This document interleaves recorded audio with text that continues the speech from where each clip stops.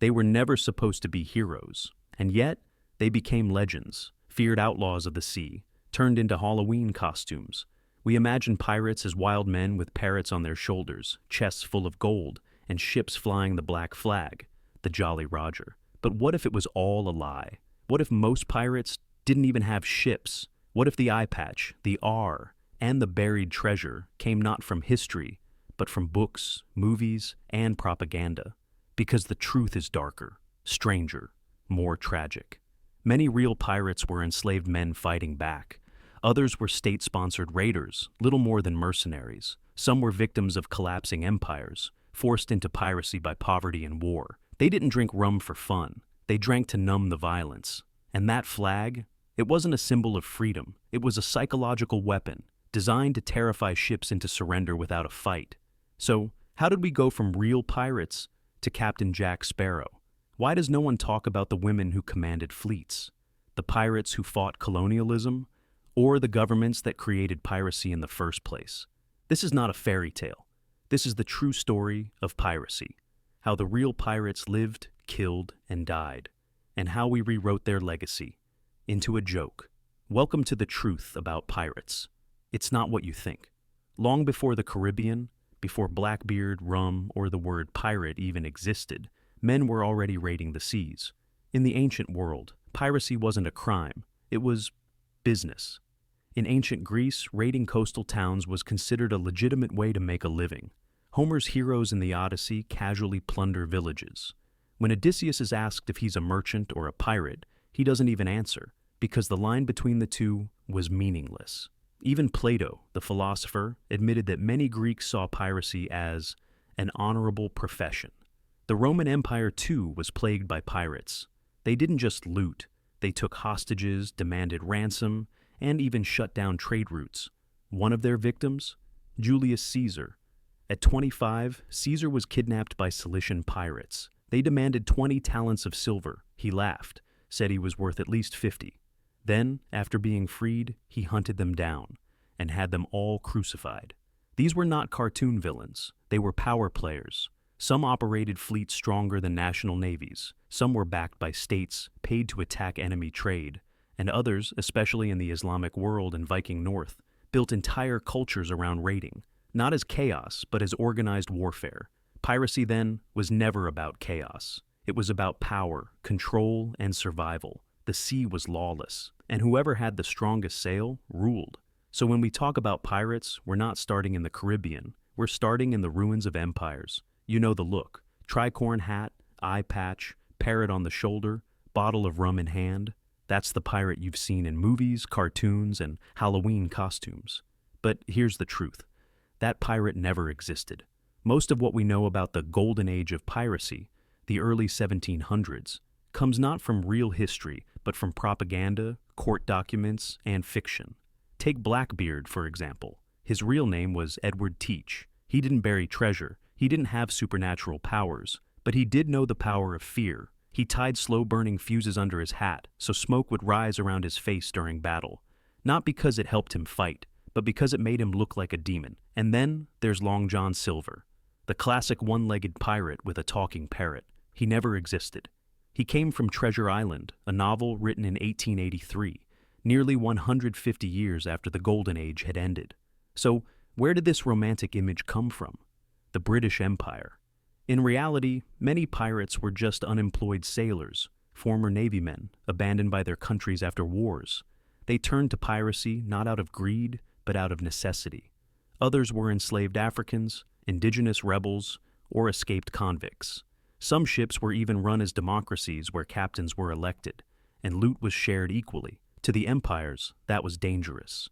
So, the image of the drunken, violent, chaotic pirate was pushed to justify their executions, to strip them of sympathy, and to erase the idea that pirates could be something more. Because if people started seeing pirates not as criminals, but as free men rebelling against corrupt systems, what would that mean for the empire? The golden age of piracy wasn't just about treasure, it was about freedom, and that was the real threat. Imagine this. A ship sails the Caribbean, flying no national flag. There's no king, no master, no owner, only a crew of men, and sometimes women, who vote on every decision. Welcome to a pirate republic. While empires were ruled by monarchs and merchants, pirate crews often practiced democracy. Yes, democracy. On the open sea, in the early 1700s, captains weren't tyrants, they were elected. And if they abused their power, they could be voted out. Or worse, loot was shared equally. There were even injury compensation systems. Lose a leg, you get more gold. Some ships had written constitutions, outlining rights, punishments, and how disputes should be settled. This wasn't chaos, it was organized rebellion. In Nassau, on the island of New Providence, a real pirate republic emerged. By 1716, it had become a haven for outlaws, defectors, escaped slaves, and dreamers. There was no governor, no taxes, but there were rules, made by the people who lived there. This terrified colonial powers. To them, Nassau wasn't just a problem, it was a revolution, a functioning society outside their control. The British Empire sent Woodes Rogers to crush it, and he did. But even after Nassau fell, the idea survived. That ordinary people, free from kings and commerce, could govern themselves. Of course, pirate life wasn't perfect. It was brutal, dangerous, and often short-lived. But for many, it was more fair than life under empire. So, when we think of pirates, maybe we shouldn't picture drunks and thieves. Maybe we should picture something more radical. A floating democracy built from cannon smoke and desperation. In popular culture, pirates are almost always men. Gruff voices, scruffy beards, and barrels of rum. Women are rarely more than background characters, barmaids in coastal taverns or damsels taken captive. But real history tells a very different story. Some of the most formidable pirates to ever sail weren't men at all. In the early 18th century, Anne Bonny and Mary Red sailed alongside the infamous Calico Jack. When their ship was attacked by authorities in 1720, most of the male crew reportedly fled below deck. Anne and Mary, however, stood their ground. With swords drawn and pistols loaded, they fought until they were overwhelmed. Captured and sentenced to death, they escaped execution only by claiming pregnancy. Their bravery became legend. But no story compares to that of Qing Shi, a woman who didn't just join a pirate crew, she ruled over the largest pirate fleet in recorded history. In 19th century China, Qing Shi inherited her husband's pirate operation. She expanded it into a naval empire of over 300 ships and tens of thousands of men. She implemented her own strict code of conduct, no theft from local villages, no harming of women, and absolute loyalty to the fleet. Disobedience was punished by death. Her fleet defeated the Chinese Navy multiple times. Even Western powers couldn't stop her. Eventually, the government offered her amnesty. She could retire without punishment, keep her fortune, and live freely. She accepted. Qing Shi died peacefully, wealthy and unpunished, a fate almost no pirate ever saw. These women were not anomalies. Piracy, for all its brutality, offered a rare escape from rigid social roles. For escaped slaves, political outcasts, and marginalized women, the lawless sea promised something society did not: freedom and sometimes even power. For all the romanticism surrounding pirates, their freedom, rebellion, and adventure, the reality of pirate life was far more brutal. These weren't chaotic mobs of drunken men. Most pirate crews operated under strict rules, codified in written agreements known as articles. Each crew had its own version, but many shared common themes: fair distribution of plunder, compensation for injuries, democratic voting on major decisions, and severe punishments for betrayal or theft. In some cases, the punishment was death. Others involved marooning, abandoning the offender on a deserted island with nothing but a bottle of water and a pistol. This code wasn't born from nobility. It was survival. A pirate ship was a floating pressure cooker, full of armed men with little to lose. Without order, it would implode. These articles kept the crew focused, united, and, ironically, more egalitarian than most naval or merchant vessels of the time.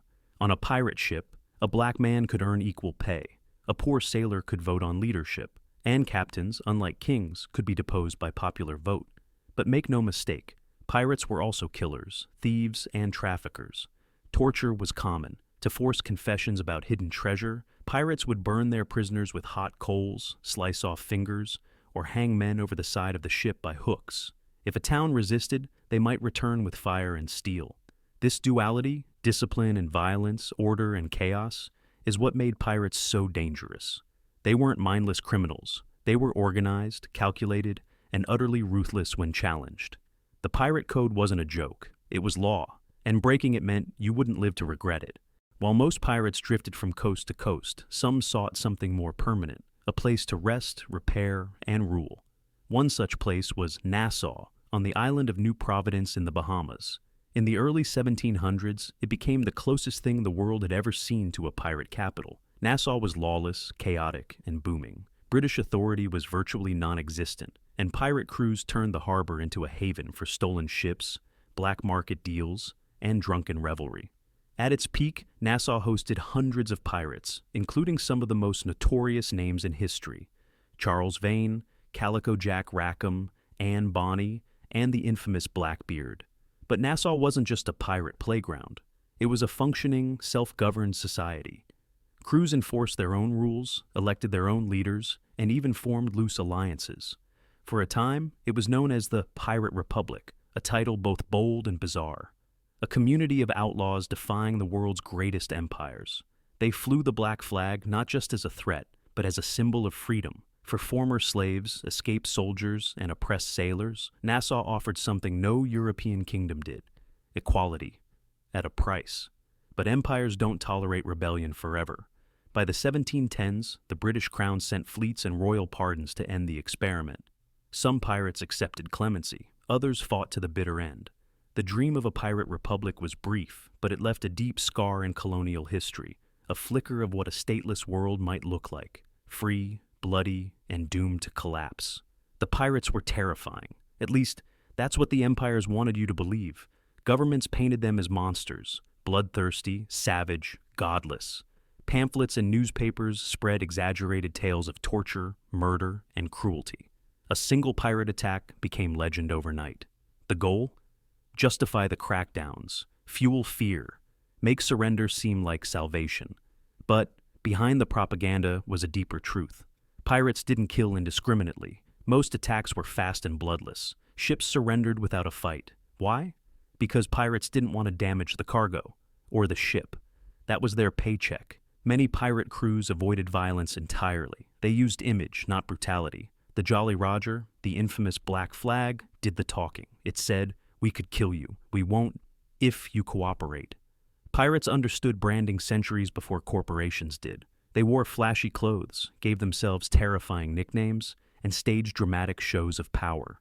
They were both criminals and performers. Empires needed villains. Pirates played the part, and in doing so, they survived. At least for a while. They had rules, strict ones. Forget what Hollywood told you. Pirates weren't wild anarchists living in chaos. In fact, pirate crews often had more democracy than the countries hunting them. Before setting sail, every crew agreed on a set of articles, a pirate code. These weren't suggestions. They were law aboard the ship. Shares of loot were pre-decided. Leadership was voted on. Punishments were clear. Stealing from another crewmate, whipping or marooning. Disobeying orders during battle, death. But the code also protected them. Injured in combat, you received compensation, gold or silver, depending on the wound. Everyone had a voice. Even the captain could be removed by vote. Some codes banned drinking during missions. Others banned bringing women aboard to avoid jealousy and infighting.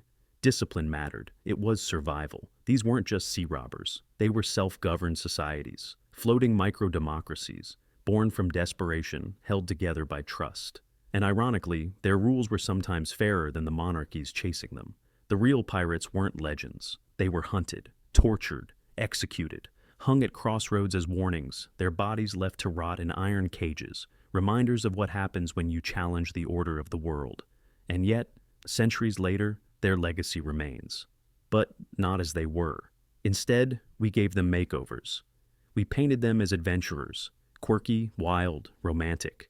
We stripped away the blood and the hunger and replaced it with eye patches and treasure maps. Their suffering became a genre. Their defiance became a costume, because the truth was too dangerous. The truth was this: pirates were rebels. They stole from the rich, not out of greed, but survival. They built their own worlds, ruled by vote, not crown. And for that, they had to be erased. So history turned them into jokes, tales for children, mascots for theme parks, harmless, fun, fake. But beneath the surface, beneath the pop culture noise, the truth still lingers. That once for a brief moment in time, Thousands of people chose chaos over chains and dared to dream of a life without kings, without masters, without permission. And maybe that's the real reason we keep telling pirate stories. Not for the gold, not for the battles, but because deep down, we envy them.